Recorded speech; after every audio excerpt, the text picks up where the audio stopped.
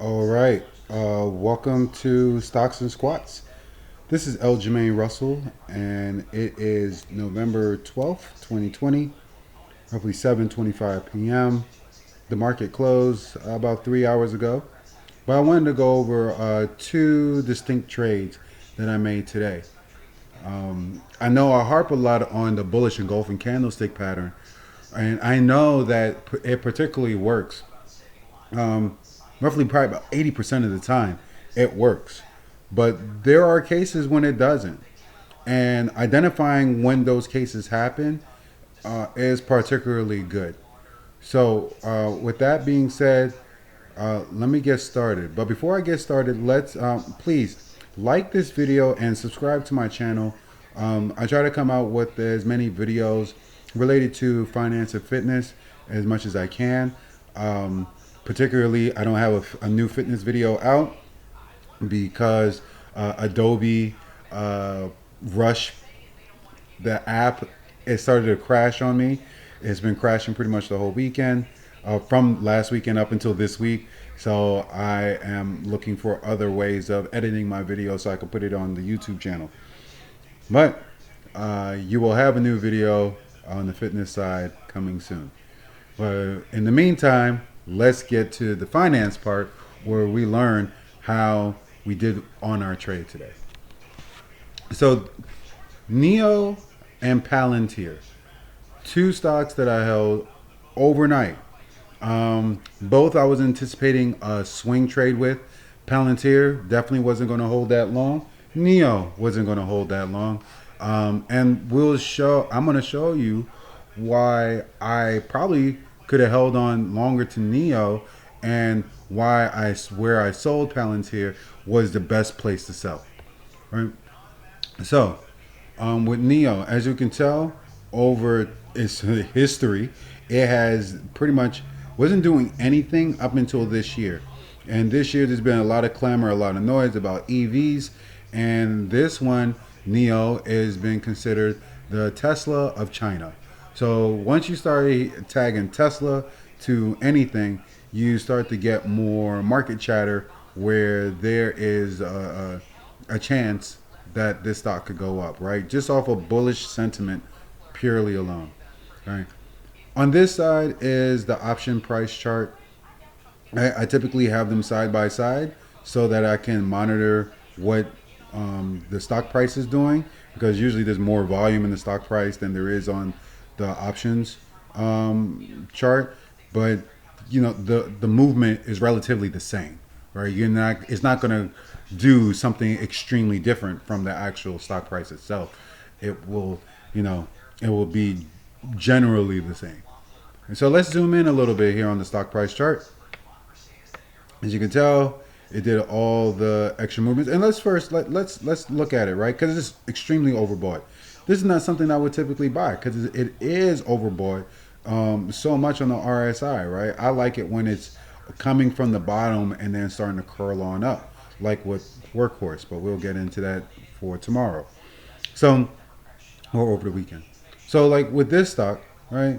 We Let's go to how it looked yesterday. The stock, it closed above this green line, which is the 5 exponential moving average. To me, when a stock closes above the 5 exponential moving average, particularly after having a red day, that is a bullish sign, right? The momentum was starting to drift off a little bit, and like I said, it was already overbought. So right now I'm already running the risk, but because I know the power of the bullish engulfing candlestick pattern, I do not matter. I do matter, but it doesn't matter to me. Like, I will take the risk and see where my and identify where the downside is to get out, right? Always have a price to get out. And I was willing to risk, roughly 50 cents for $3 or $4 a share on the upside. So as we see the full chart of what happened today, and it bounced up because it engulfed there and then bounced up here. Let's see what it looks like on the actual options price, on the options chart. So what I tend to do is I go from the day chart to the hour chart, then to the minute chart. right? So when yesterday looking at this price or looking at this stock, I said, oh, okay, this is going to go up. There we go, right? This is going to go up. And mainly the reason why I said this was going to go up yesterday is because it had a bullish engulfing pattern right here that suggested that, hey, maybe buying this stock might be in your best interest, right? I bought it yesterday, which was Wednesday, at around 10:30, right? So it was around this time where this candlestick, where I bought the option contract. And let's zoom in on the option side, right? So yesterday, right around 10:30, so somewhere around here, there will be an option contract for $1.65 that I bought this at. Yes, it did come down. It came down, and I was kind of mad that I bought it so high. But we're going to go into the minute chart, and I will show you. I'll show you. Well, we'll look at where on the minute chart could have been a better purchase, right? And especially if I'm not hawking this, eyeballing it all day, and I just step up to the plate. So as you can tell, the 5 EMA crossed below the 20 SMA, the 20 simple moving average. So because it crossed, we want that opportunity. Well, because it crossed below, we want that. And this was on Tuesday. I'm sorry. So because it crossed below on Tuesday, right? We're looking for a place where it can actually find some support, right? And support was found right at this 115 area, which would probably been a better buy on the hour chart. As you can tell, it crossed back on over this morning before making this exponential move. Same thing over here. This was Tuesday. Tuesday, the 5 EMA crossed below the 20 SMA. Trying to come lower to the 200 SMA, because that's what happens when you get a cross below. It tries to come down to the 200 SMA before realizing that there is nothing but support or demand of that price for that equity for it to hold and then start to retest retest its previous highs. So as we can tell here, in the pre-market, it was in the $39 area. I really thought on this day that, hey, on this day, that it was going to have another red day, and it didn't. I was going to short this. And instead of shorting it, because I said this is way too high, and the market chatter says that everyone wants to buy this, I said no, let me not. I started seeing these green candlesticks forming, and then that's when I wanted to buy in. So now we're on the minute chart, and I'm looking for a reasonable price to get in on. Right, I might have to expand this to the 2-minute 5 days, so we have more to work with here. So we see on Wednesday, after it did its spike, right around 10:30, that's when I start looking for an entry to get in. Now, trying to find an entry and comparing it with the options chart is a little hard for me, right?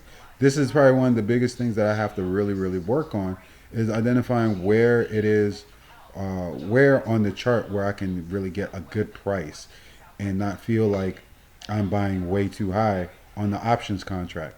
Even though the stock typically goes up every time I buy, I still want to do that, right? So with that being said, on the options price, like I said, I bought not around, at 10:30, according to my Robinhood account. So since I bought right around here at $1.65, we see that, and let's zoom in here, and then also on this Wednesday at the 10:30 time. It's probably still not. Yeah, there we go. Right, we see around 10:30 that the stock price was still up here, right? Meaning that it had some opportunity, even though it was like coming from being overbought at the 10:20 time frame, meaning that it still had some. It was overbought, and then it could come back and retest this 20 SMA, which it did, cross below that, and then we see like around 11 a.m. The stock price is now at $47. not 47, $40.47, right, from over here. Let's, and this that was at 10:20. I bought around 10:30, and so that means I bought somewhere around here, somewhere. This is the actual like stock price of the contract price that I bought. It was somewhere around this area, this 41, 40 ish area. So now over here, where this is 10:30, we see that I bought at $1.65, but the price was already starting to come down, right? So as the price came down, it said I bought at 10:30. Okay, yeah. So I bought like right around here because this candlestick says $1.74. So with the experience that I know, anytime when a stock is trading below the 200 SMA, whether it's on the option chart or it's on the stock price chart, it typically comes back down, right? It's like when it's trading below it, the the the 200 SMA is like Shaquille O'Neal, or like Manute Bol, or what's a good, like LeBron James on his your way going to the hole to score your layup. LeBron James comes out of nowhere and says blah, blocks it down, right? And it blocked the price down. And so the price came down just a little bit on the options chart. And the same thing over here, but granted, it's still trading above the 200 SMA. So with that being said, we know that the stock price is going to go up because it's trading above the 200 SMA, which it did for the rest of the day. Here on the options chart, now this is where the difference is. The price was below the 200 SMA, and it finding support at $1.15, $1.10 a share, was necessary, and it did it. It found support in the low 110s, and then it continued to trade, right? But as it continued to trade, because the stock price was holding support above the 200 SMA, now the options price was starting to trade towards the 200 SMA, right? And I like this conversion in the price, even though I bought a little bit too high, and I should have just waited onto my technicals, right, and followed the plan of waiting for the price to come to me. I like it when the moving averages converge, because when they converge, they give a chance for the stock price to go up and to go up higher, right? And that's what it did for the remainder of the day. It ran up to $2. I was thinking about selling it at this point just to take my profits because I wasn't sure what was going to happen, especially after I saw this rundown in the last 30 minutes of the Wednesday closing day. But as you can tell, that would not have been a good idea, right? Because the very following day, I sold right in here, which is today. The following day, which is today, I sold right in here at $3.35. Why did I sell here? I saw that all the market movement. Right, I saw the market movement, and I thought that because it was running down so much in the pre-market, that when the stock price opens, it was going to continue to plummet, right? That it might get a spike, which it was fighting here, and then come back down. But if I were to go back, or if we were to go back a little bit, um, and see where the previous high was, which was 45. Yeah, 45, 40. We'll see it over here. Oop, wrong price. We'll see that 45.40 has been held previously. Let's let's do this.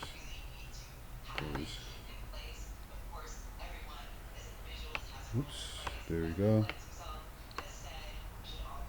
Computers are slowing down a little bit. So we see that 45.20 was really that resistance area. I didn't think it was going to break this resistance when the market opened. I thought that all of this turbulence that was happening here was going to cause the stock to break down, which it did in the first like 5 minutes. And then after I sold and watch it break down, I was like, oh, thank goodness I sold. It bounced and went on up. Right? And that's what happened here. It bounced and went on up. So how could I have avoided this? I don't know if I could have, right? Just because it was already overbought on so many time frames that it was like on the minute chart, the hour chart, and the day chart, it would have been a lot harder to really find a way to know that okay, it's going to bounce. Yeah, I could follow the hype, but the technicals was saying that it was going to come down. Now, did I want it to come back down to two? No. Did I think it was going to come back down to two? I'm not sure. But I knew that once it was going to test the 20 SMA, that there could be a chance it could test the 200 SMA. And I didn't want to take that chance. I just took my profits and ran. Now, I did think about getting back in on this, but I didn't. And that was my bad. But I still ended up taking profits right in this cluster as opposed to waiting. So as you can tell, sometimes when it comes to these, bullish engulfing patterns, where you have this kind of engulfed here, but it gave a spike like this. You saw how much money I left, $3 and almost $4 of upside on the table. So this is one bullish engulfing candle pattern stick that clearly it worked, right? Even though it was overbought and there was a lot of market chatter, it worked. So let's try with Palantir. Palantir itself, not so much the same. As you could tell, I traded this on my on the Thinkorswim platform, so you can see the buy or sells on this contract. So you see that I bought yesterday because look, bullish engulfing candlestick pattern, right? We have this green candlestick engulfing these two red candlesticks. But the outcome was totally different, right? And the reason why I even sold or even put an order in where I did, it was because Palantir made a new high during the pre-market and after hours. Well, the after hours and then pre-market this morning. So this is where it becomes quite challenging if you're new at bullish engulfing candlesticks, or anything dealing with candlestick patterns itself, is knowing that when a stock creates a new high, that it will pull back. That is a guarantee, right? So we know that there's going to be a pullback at some point or another, and that happened. That happened, right? So let's look on what happened yesterday. So same thing, right? We see yesterday looked like this. This is what yesterday looked like on the candlestick for the stock chart. This is what it looked like on the options chart. I said, okay, this is lit. We need to figure out where we're going to get in at. So we got in. All right. So we got in on this one, and we knew that this stock was going to move. It had opportunities from before. From last week, I remember saying that this had opportunities to move. So we were just on the. Sorry, I'm trying to give you everything, but I'm trying to speed it up all at the same time. All right. So let's go. We were at the day chart. Let's do that one more time. All right. So we're at the day chart. We see what's happening. It's traded above the 5 EMA, bullish engulfing. All right. We saw that. Now we go to the hour chart. And why I like the hour chart is because it can show you, some people like the week chart. Or weekly chart. I'm not a big fan of weekly chart. I want to know, on the hour, what does it look like that you can do, right? Because on the hour, it just gives me more of an idea of how wide the price points might be for the hour, and then typically those hours can run for a couple of days, right? Like what we saw already with like what we've seen with Peloton and Zoom, and what we just saw in the last chart with NIO, right? So today or yesterday, this is today. This is yesterday. We see that this stock, has upside potential. Right, this is all upside. The after the market opened, we just see strong green candlestick. Strong green candlestick had a little pullback.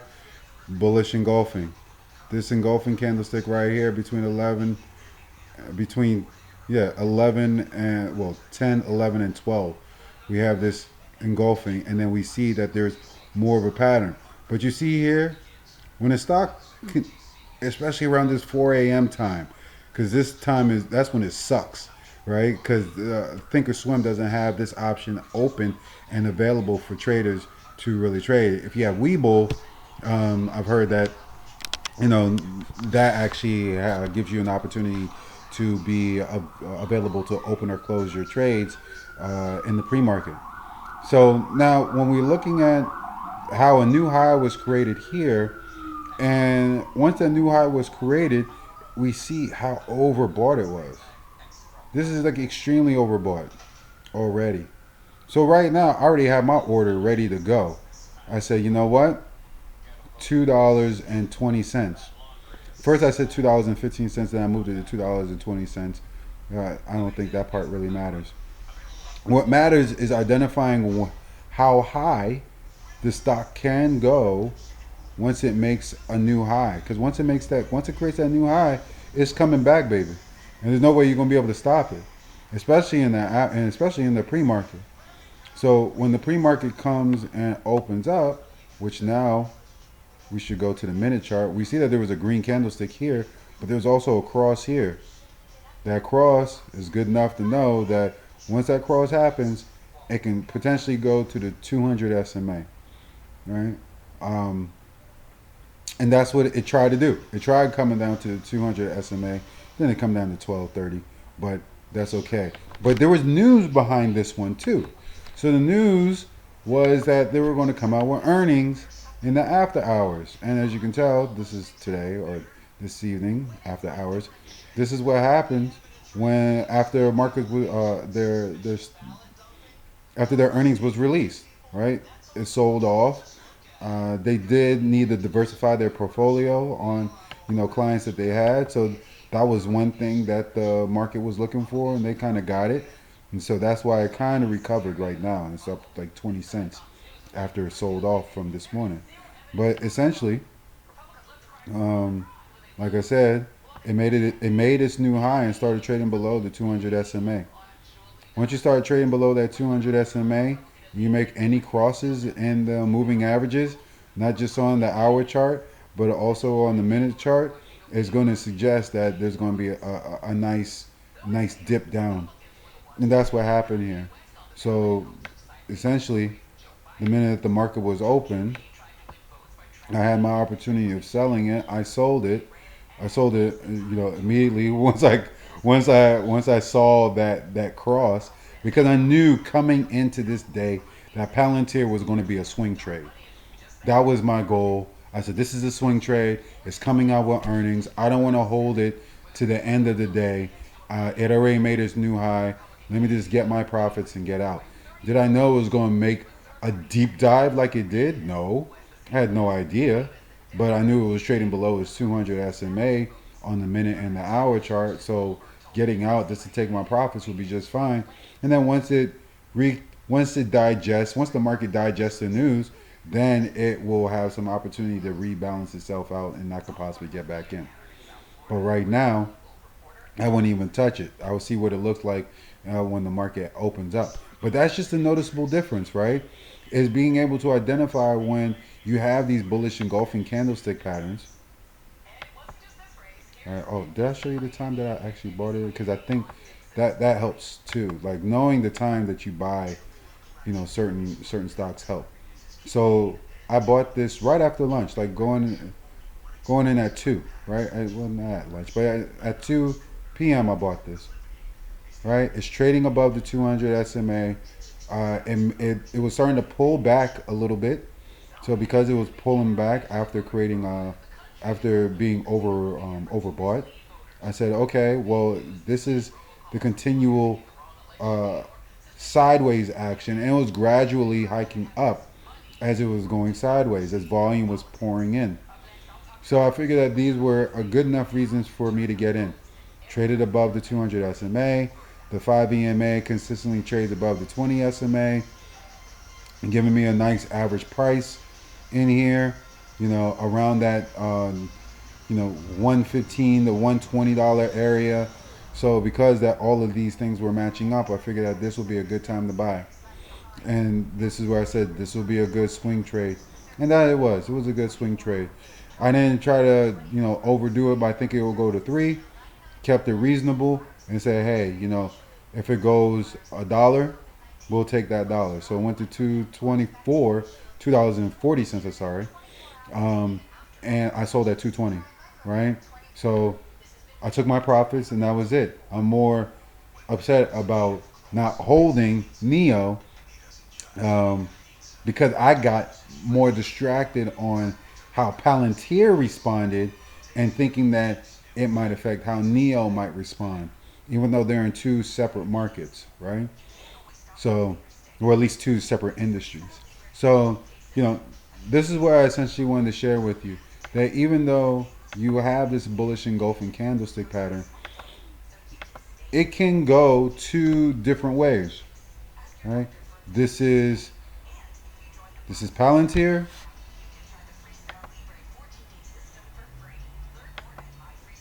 This is NIO.